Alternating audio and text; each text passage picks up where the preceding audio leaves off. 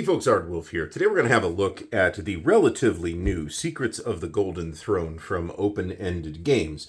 This copy was provided to me by Open-Ended Games, so thanks to those fine folks over there. And what this is it says a fairy tale fantasy sourcebook for Against the Darkmaster. That is this game in its extremely impressively large rulebook, which I did a flip through of some time ago, so go check that out. In short, what Against the Darkmaster is a Middle-earth role-playing and Rolemaster, but nevertheless quite streamlined and easy to play RPG set in sort of a classic fantasy mode.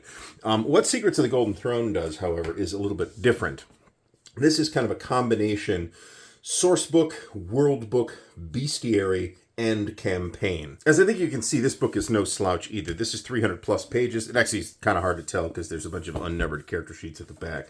But what we have here, and I don't know if this is print on demand or not, but it is, whether it is or not, it's nicely bound. It appears to be sewn, and I think this will hold up pretty well. And frankly, I wouldn't say my Against the Darkmaster book has put up with intense use, because I've only played a one-shot of this and made a few characters.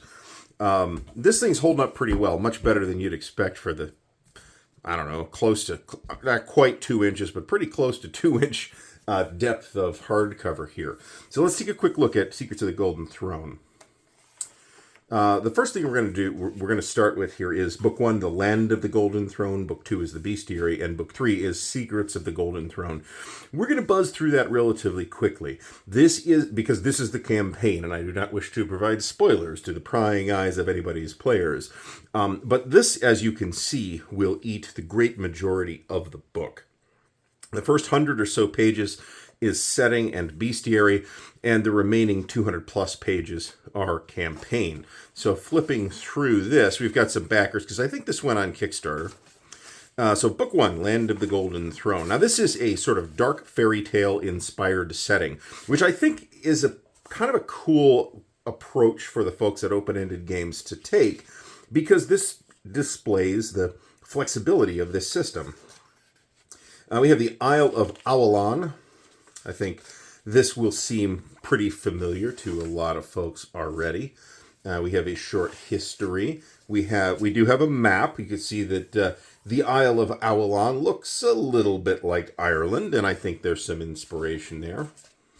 As you know, in addition to it being inspired by the broader British Isles in medieval history. So here we have the kins of the Isle of Ardwulf. Now, the kin are the sort of species or races, if you will, that are present in Against the Darkmaster. And here we have some new ones available. Pixie, and they're all sort of fairy-like, at least. Pixies, changelings, gnomes, Azrai, and ogres. So here's the pixies. They look like pixies. Here's the changelings. These are fey-blooded, born from human parents. Here are the gnomes. These are a group of ice she, that's how I'm going to pronounce that. That's probably wrong. Feel free to correct me in the comments. Who went underground. And then we have here the Azrai. These are also known as Merrows. These are an aquatic people. That's actually cool. And there's ogres, or half-trolls, which is a little bit of an unusual way to take on ogres, but that's fine. I've seen weirder. The ice she in your campaign. This will all be very interesting reading. New cultures. We'd have some additional aquatic court and enchanted cultures.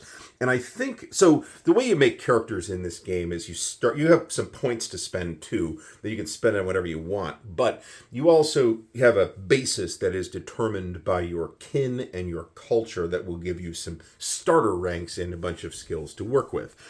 So I feel like these new cultures and kins could be pretty easily adapted to whatever Against the Darkmaster campaign you want to run, whether it is in this setting or not. We also have these backgrounds. These are very similar to the background options from Rolemaster.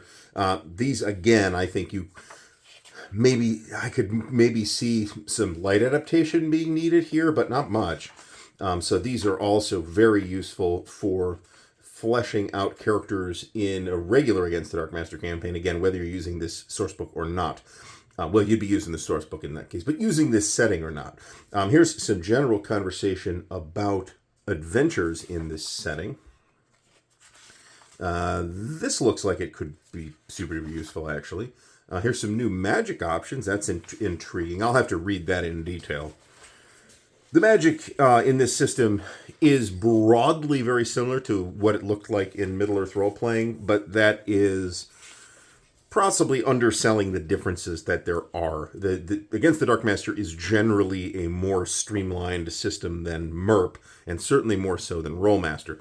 And as you know, if you've been watching the shorts, I have tremendous nostalgia for Rolemaster, and Rolemaster is not as complicated in some ways as a lot of people seem to think it is. Here's some more magic stuff, a new grimoire, new spells, very interesting. Looks like a new spell list, couple new spell lists, that's pretty cool. Neuromancy, the magic of dreams. I could absolutely see using this. And the same thing applies to the bestiary too, right? You're going to have a lot of Fey-oriented things in here, as fungal mounds, for example, basilisks. But a lot of this stuff is going to be extremely useful regardless of your Against the Darkmaster exec campaign. There's a giant turtle of some kind. There's the fetch, fire main. So we're going to have a lot of critters here. The paper feels good. It's pretty standard paper. It's black and white interior, which I personally have no issue with whatsoever. Here's trolls. They don't look anything like ogres, which is intriguing.